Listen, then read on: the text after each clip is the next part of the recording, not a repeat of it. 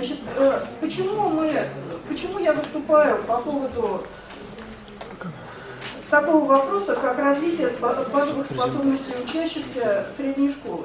Поскольку преподавание метапредметов, поскольку это действительно новые технологии, понятные сложности, которые возникают, когда вы слушаете об этом. Хотя я хочу сказать, что в Москве уже к 20 годам идет, да, где-то 18 лет существуют две базовые экспериментальные площадки системы мыследеятельностной педагогики, где разрабатываются и преподаются в таком систематическом режиме, заложенные в основу работы школ, метапредметы. Значит, старшая школа 13-14 города Москвы, с прошлого года она уже стала школой, которая с первого класса работает, но когда-то она начиналась как школа, которая работала только на старшей ступени, и метапредметы прежде всего создавались на старшей ступени. Существует школа 1835, это детский сад, начальная школа, где элементы метапредметного преподавания используются в обучении младших детей с учетом их возрастных особенностей, совершенно иначе, чем это делается в старшей школе.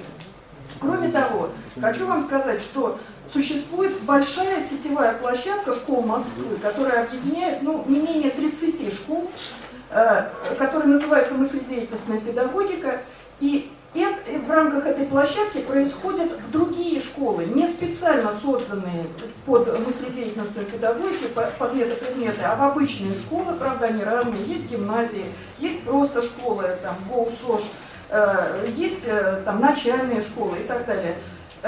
Происходит внедрение, инновация метапредметного подхода, в том числе и всей системы мыследеятельностной педагогики. Поэтому сам опыт освоения педагогами, нормальными, так сказать, педагогами, не имеющими степеней кандидатов наук и докторов наук, метапредметного преподавания, он существует, и это, так сказать, нормальная работа. Теперь я перехожу, собственно, к моему предмету способности и компетентности. Значит, новизна этой технологии, она, безусловно, как и всякой новой педагогической технологии, какую бы мы ни взяли, она всегда связана прежде всего с тем, и только для того и делается, чтобы мы получили новый образовательный результат. А образовательным результатом все-таки основным является тот уровень развития детей, который школа достигает. И поэтому с этой программой метапредметов уже после, скажем, 15-летнего где-то этапа ее развития, с программой мыследеятельностной педагогики, на базе нее стало у нас появляться осознание того, что все-таки основным результатом того, что происходит с учащимися, должны являться, и мы должны строить под это специальную диагностику, которая в школе не была разработана до этого, это диагностика развития базовых способностей учащихся. Базовыми способностями мы считаем прежде всего способности мышления и понимания, ряд других способностей, но сейчас заострим, так сказать, свое внимание на это. Поэтому, когда Нине Вячеславовне задавались вопросы о том, каким образом, и он совершенно понятен мне этот вопрос, каким образом мы впервые здесь сегодня, услышав про метапредметы как технологию, должны через 2 месяца представлять занятия на базе метапредметной технологии, почему это возможно и что здесь возможно? Здесь возможно следующее, что, в общем-то, любой учитель, говорит ли он прозой или стихами, или вообще как-то еще по-другому с детьми взаимодействует, но с способностями мышления и понимания он имеет дело, так или иначе. И это является базой. Мы сможем с ними работать, развивать эти способности так, иначе. Мы можем разными методическими приемами с ними работать. Но с моей точки зрения в этом основная связь. И работа и, собственно говоря, задача метапредметов, основная их задача, это развитие мышления учащихся, интенсификация этого развития, передача им особых средств мышления и за счет этого развития мышления. На базе, в продолжение этого я хочу здесь сказать, что несколько лет назад, в рамках как раз программы «Школа будущего», на этапе «Школы будущего», то есть это где-то 2-3 года назад, нами была сформулирована программа перехода от школы зон к школе способностей. Она означает смену, в общем-то, целевого или коррекцию, мягче скажем, целевого ориентира школы, что школа все-таки сейчас, до сих пор, что бы в ней ни происходило, с моей точки зрения, у нас направлена на то, чтобы в ней формировали зум, да, знания, умения, навыки, потому что это мы умеем, так сказать, отслеживать, на это программы, так сказать, настроены и так далее. ЕГЭ, введенный, еще более, мне кажется, сместил здесь основную целевую направленность школы даже со знаний и навыков на информацию еще, да? Вот. В то время как метапредметы и мыследеятельностная педагогика, они вот ставят задачу развития способностей учащихся. Да? Значит, это все связанные между собой вещи, тем не менее способности — это не знания и умения, да? Это другая структура. Теперь, все мы знаем что-то про способности, слышали, так сказать, этот термин 1000 раз, но здесь вопрос в том, что понимается в данном случае под способностями. А в данном случае понимается под способностями следующее, что это прежде всего, что способности людей, способности учащихся, которые в школе у них развиваются, это прежде всего результат освоения ими культурных техник и способов мышления, да? Мышления, деятельности, понимания, вот тех культурных способов, которые ребенку передаются.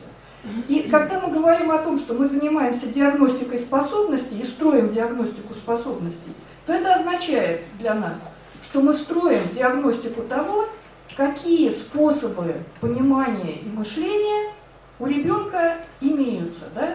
То есть с нашей точки зрения понять, что ребенок понимает или как он умеет мыслить, это значит установить, каким образом он это делает, какие способы, да, лежат за тем, что он делает, какие способы понимания лежат, какие способы мышления лежат за этим.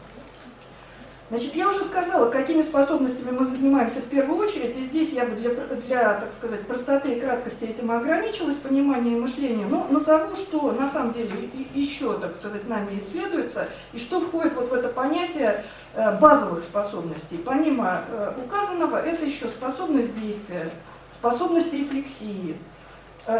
Также, начав вот работать с этих, пожалуй, 4 способностей, мы пришли в процессе вот своей реальной практики в школе, мы пришли к выводу, что, скажем, на начальном этапе обучения, вот в детсадовском возрасте, в начальной школе, особенно вот в первых-вторых классах, огромную роль играет развитие способности воображения учащихся, потому что оно определяет дальше, насколько эффективно будет развиваться мышление. Воображение — это очень важная такая основа мышления.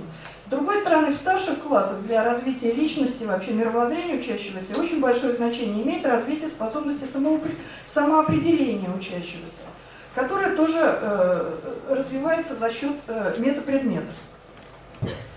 Работая с этими способностями и анализируя то, что с ними происходит, диагностируя и пытаясь их формировать, становится понятно, что на самом деле слово «мышление», так же как и слово «понимание», это достаточно абстрактные вещи, достаточно общие. А когда педагог работает с ребенком, то за тем, что мы называем мышлением, там в практике работы педагогической стоит целый пучок отдельных техник и функций. Ну, например, формирование мышления. Да, мы берем способность мышления. На чем оно основывается? Оно основывается на развитии понятий учащегося, да, на освоении им понятий и формированию его понятийного мышления, то есть умение рассуждать, решать задачи на базе использования понятий. Другой функцией, мыслительной, очень важной, которая в школе осваивается, является освоение учащимся моделей, да, и освоение им моделирования, умение моделировать, использовать разного рода модели, чертежи, графики, таблицы, там всякие макетные модели и так далее. Вот эта вот деятельность. Очень важной и специфической для нас функцией мыслительной является схематизация, то есть умение строить и читать схемы, да, в процессе мышления. Очень важной функцией и традиционной для школы, я бы предложила вам на нее особенно обратить внимание, является умение решать задачи, да, то есть вот сама техника решения задач, которая является, по сути дела, надпредметной, потому что задачи решают не только на физике и на математике, а их решают и в истории тоже, да, и на истории, и в других гуманитарных предметах. И само вот это умение ребенка увидеть структуру задачи, вычленить ее и как максимум поставить задачу, не просто умение решить задачу, а умение поставить задачу, оно является надпредметным, метапредметным в этом смысле и образует особую способность. Конечно, разные метапредметы из тех, о которых рассказывала Нина Вячеславовна, они делают акцент несколько на разных способностях. Значит, вот если говорить о способности понимания, которая является, наверное, наиболее универсальной и в каком-то смысле более легкой для анализа и для того, чтобы работать с ней, чем, скажем, способность мышления. И понимание, безусловно, присутствует в любом метапредмете, так же, как и в любом предмете, потому что невозможно себе представить, чтобы учитель, так сказать, не задействовал понимание учащихся. Вопрос только в том, как он с ним работает. Так вот, в области способности понимания мы считаем принципиальным выделение следующих функций на данном этапе. Это логическая основа понимания, то есть тем, насколько логически простроено понимание у ребенка, насколько он вычленяет логическую основу текста, логическую структуру текста и на нее ориентируется в своем понимании. Это символическая основа понимания, это умение понимать авторскую позицию. И, наконец, что очень важно для системы мыследеятельностной педагогики и метапредметного преподавания, это вопросы, связанные с взаимопониманием между учащимися, с формированием совершенно особой такой среды и культуры взаимопонимания между учащимися, которая позволяет им совместно работать, коллективно работать по решению задач или каких-то сложных проблем. И это один из основных критериев, связанных с работой со способностями в метапредметной среде, который заключается в том, что мы диагностируем, насколько дети понимают друг друга, насколько они различают свою точку зрения от точки зрения другого, насколько они могут продолжить точку зрения другого, и могут ли они на основе понимания, так сказать, работать вместе. Теперь я хотела бы вот эту презентацию надо включить. Значит, вот здесь в презентации вы видите некоторые критерии, такие, как мне кажется, достаточно понятные, того, что в учебной ситуации реально происходит процесс мышления. Давайте мы с мышления начнем. Процесс мышления учащихся. В чем они состоят? Что здесь указано? Значит, первое, что здесь указано, что первым критерием является то, что на уроке при проведении занятия ребенку дается сначала элементарно место и время для того, чтобы он не просто повторял то, что сказано кем-то, да, то, что прочитано, или то, что говорит учитель, или еще какой-то взрослый, но он самостоятельно рассуждает, да? При этом он решает некоторую задачу, а не просто воспроизводит какую-то информацию или знание. Это очень важный критерий и показатель.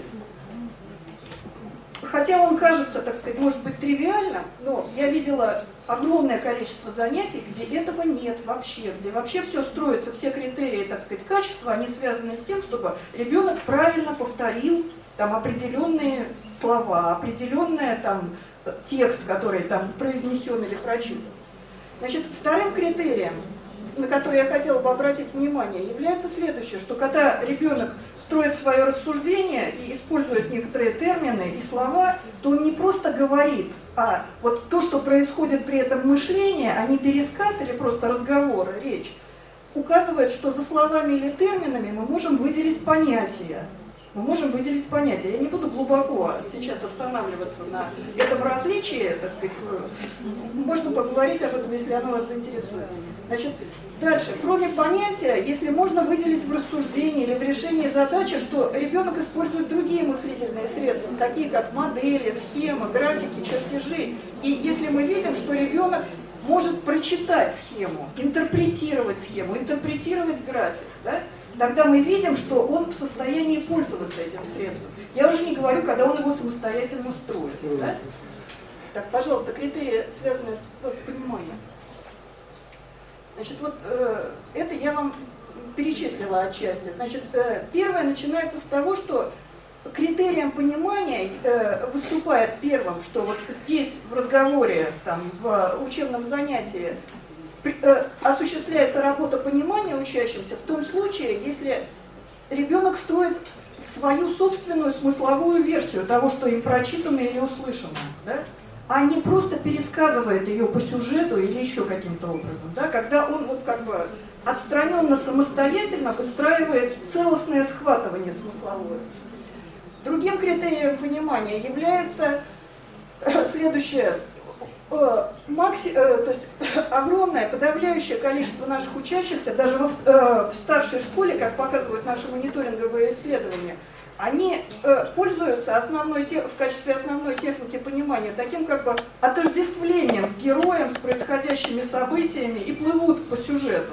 Так вот, здесь в качестве критерия понимания такого культурного типа приводится то, когда ребенок не отождествляется с героем или с автором, что это с автором это уже более сложный случай, а как бы при этом отличает при прочтении, при работе понимания, отличает свое собственное отношение от авторского и уж тем более от собственно сюжетных вещей, которые происходят с героем. И, наконец, то, что я вам говорила о понимании, о взаимопонимании между учащимися в коллективной ситуации. Это очень важно. И, наконец, если у меня есть еще одна, больше нельзя. Отвечаю на вопросы. Да, у меня просто еще кусочек тут был. Значит, я вам хотела на материале метапредмета, сейчас я соображу, как... показать, как связано само устройство метапредмета с тем, что в его процессе диагностируется. Значит, давайте тогда я так быстрее проговорю это словами. Значит, как в каких местах, собственно говоря, мы можем диагностировать при проведении метапредмета и точно так же предмета тех точек, которые показывают, что да, основа для развития способностей ребенка имеется. Значит, первое, что можно диагностировать, это вот наличие или отсутствие вот этой вот, как мы говорим своими словами, мысли-коммуникативной среды взаимопонимания учащихся. То есть работают ли дети каждый сам по себе только, да, или они в состоянии, как коллектив, как некоторое целое, да, перебрасывать друг другу результаты деятельности за счет понимания, да, продолжать их и так далее. Вот это первое, что так сказать, нулевым в каком-то смысле является пунктом для метапредмета. Следующим моментом является вот что. Способность отличается, собственно говоря, от содержания образования, от содержания того, что происходит на уроке, потому что на уроке разворачивается у нас содержание. Это содержание выстраивает учитель на основе того сценария или того плана урока, который он создал. Да? А вот где там способность? А способность, да, и учитель при этом, вот если он работает в данном подходе, он этот сценарий или план урока, он строит на основе передачи, на основе своего замысла, да, того, какую технику, какой способ работы мыслительный, понимающий он ребенку хочет передать. Да? Вот он это выстраивает на занятии. Да? И это у нас на занятии разворачивается между учителем, который удерживает ситуацию, и детьми, которых, во-первых, много, их коллектив, да? И они там разные функции выполняют, частичные. У детей нет такого видения, как у учителя, целостности разворачивания вот этой техники какой-то, да, или этой работы. А способность – это когда ребенок свернул на себя, да, когда он ту технику, которая была коллективно развернута, может осуществлять сам. То есть когда он может либо индивидуально это делать без учителя, да, и без класса, либо он может, если это требует коллективного разворачивания работы, либо он может организовать такую ситуацию. Да. Ну, например, мы осваиваем с вами способность моделирования, да, и сначала это моделирование учитель создает ситуацию, какое-то задание строит, дети моделируют, там как-то друг другу... А когда мы спрашиваем, а сформировалась ли у Петра или Ивана способность моделирования, то это вопрос не о том, как он участвовал на занятии, это вопрос, когда он вышел с занятия, да? И когда он попал в какую-то ситуацию, где надо моделировать. Он в состоянии, во-первых, понять, что в этой ситуации надо моделировать, идентифицировать ее правильно, да? Во-вторых, он в состоянии развернуть этот процесс сам, да? Если ему нужна какая-то помощь, он в состоянии понять, кому надо задать вопрос, кого надо сюда в кооперацию привлечь. Да? Вот это способность. Да? Вот это способность. И, наконец, еще последнее, что я хочу здесь сказать, это, да, и, значит, таким образом, за счет чего это сворачивание осуществляется? Оно осуществляется в метапредмете мыследеятельностной педагогики за счет обязательного этапа рефлексии, которое учитель проводит с учащимися после того, как вот прошло основное занятие. После этого он обязательно с ними проводит рефлексивное занятие, которое связано с тем, или рефлексивный какой-то этап работы, который связан с тем, что он с ними обсуждает. А как мы это делали? А что мы делали? А чего мы достигли? А что вам тут понятно в том, как мы шли? Что непонятно, да? И тем самым вот обеспечивает у ребенка осознание шагов, да, осознание последовательности движения, которое коллективно проходило, и схватывание таким образом в его сознании вот целостности этого движения. И вот это вот наличие вот этого рефлексивного такта, это еще один пункт диагностики, да, который нами обязательно осуществляется. Наконец, последнее, что я здесь хочу сказать. С моей точки зрения, как человека, который занимается способностями, совершенно, как сказать, ну, не то чтобы неправильно, а не бывает такого, то есть неправильным вообще ложным представлением является такое представление, что у всех учащихся на занятии параллельно и одинаково формируются одни и те же способности. Это не так. Это не так. Поэтому нас интересует, дифференцирует ли учитель своих учащихся с точки зрения того, на каком этапе развития способностей они движутся, так, и какие способности у них развиваются. И самый, на мой взгляд, практический, и вот вопрос, который подлежит диагностике всегда, есть ли у учителя целевая группа учащихся, да, относительно которой он отрабатывает обязательно максимальный объем того, что он хочет сделать. Я не знаю, я понятно сейчас сказала? Понятно, что не делается никогда на 30 человек одно и то же, если мы реально говорим, да, а я говорю сейчас реально, да, что вот в классе сидит 30 человек, учитель работает, или даже если 2 учителя работают, да, или даже если 3 с группами работают, но все равно каждый учащийся, в общем-то, с ним происходит свой собственный процесс. Этих учащихся можно разделить на какие-то группы. Но учителя, как показывает опять моя практика и мой анализ, они очень сильно различаются тем, с какими группами они работают. Есть учителя, которые ориентированы на сильных учащихся, а все остальные у них висят балластом. Да? Опять всегда есть вопрос, сколько там висит балластом. Да? Есть учащиеся, вот я, например, знаю прекрасного, совершенно, на мой взгляд, гениального учителя, который сознательно работает со средней частью, с середняками. Он говорит, что сильные и сами все освоят, так сказать, слабым этого не надо, а вот все наше искусство, оно нужно для того, чтобы детей из среднего слоя вытянуть выше среднего. И вот сознательно работает, это математик, сознательно работает вот в этом слое. Это достаточно большой объем учащихся, потому что средняков всегда больше. Да? Наконец, есть, так сказать, учителя, которые тяготеют к работе с отстающими и со слабыми. И вот они всегда там найдут себе какого-нибудь, который ничего не понимает, и, так сказать, половину времени тратят на то, чтобы вот одному, двум, трем вот этим вот отстающим все это разъяснять. Все, заканчиваю. Я считаю, что учитель имеет право здесь на свое, так сказать, определение в этом вопросе. Но это вот еще один из пунктов диагностики. Спасибо.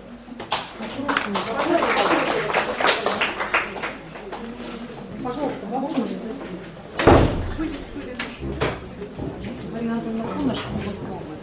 У меня вопрос следующий. Вот мы слышали в основном в 2 выступлениях, касающихся метапредметного подхода и конкретно диагностики способностей, в основном процессуальные вопросы, я бы даже сказала какие-то технологические. То есть обучение превращается в какой-то своего рода технику, процесс и не более. Но мы не говорим о том, почему этот процесс должен начаться. То есть в основном, и коллеги, я думаю, меня поддержат, что в основном проблема ребят, как мы говорили сейчас, более сильных, более средних и более слабых, состоит в мотивации. Каким-то образом, неведомым родителями или нами, или создана мотивация у более сильных, и они свои способности продвигают вперед, у средних и так далее. А вот у этой оставшейся группы иногда просто нет мотивации. То есть для того, чтобы способности развивались, чтобы начался процесс, нужна причина. Вот о причинах, о эмоциональной составляющей, мотивационной составляющей здесь вот не прозвучало никак. И мне бы хотелось узнать, насколько вот эти нововведения, да, новые акценты, которые мы расставляем, не обязательно изменение полностью всей методологии, но как эмоциональная составляющая В том числе мне очень почему-то зацепила фраза, уже извините, я так продолжу, по поводу того, что ребенок не отождествляет себя с героем. А ведь очень часто сочувствование, эмпатия – это и есть начало мышления. Я мыслю, я вдруг осознал свою позицию, согласился или не согласился. Понятно. Как это здесь звучит? Ну, давайте мы все-таки, то есть я как бы ваш вопрос так вот сформулирую для себя, на который я буду отвечать, что как мы работаем с мотивацией, да? Вот так, да? Как мы работаем с мотивацией. Значит, здесь вот, как сказать, я бы сказала, что моя позиция заключается здесь в следующем, и она, наверное, соответствует позиции вообще вот этого метапредметного подхода. Что вопрос о том, что вызывает у ребенка желание учиться, по крайней мере, это было в моем случае, так и там массу людей, я знаю таких, ну и даже дело не в этом, это, так сказать, ну, условия наследительной педагогики. Это связано вовсе, то есть не то, что вовсе, а на 70% это связано с тем, удалось ли ребенку увидеть вовремя, в сензитивный, как мы говорим, период, качественный образец, заинтересовавший его работы, активности. Вот удалось ли ему столкнуться с каким-то интересным текстом, с человеком, который умеет что-то делать и так далее. Но это, вот посмотрите, что это такое, что это означает. Это означает, что мы должны ребенку вовремя дать, увидеть, соприкоснуться с культурным образцом. Вот, на мой взгляд, это основное, то, что лежит в основе желания учиться, а вовсе не, как сказать, эмоциональность сама по себе, вовсе не радость сама по себе, потому что радость тоже имеет причину. Теперь, вот там, где вы стали переходить на пример, связанный с пониманием, там, и что ребенок не должен отождествлять себя с героем, все в свое время, я скажу, да?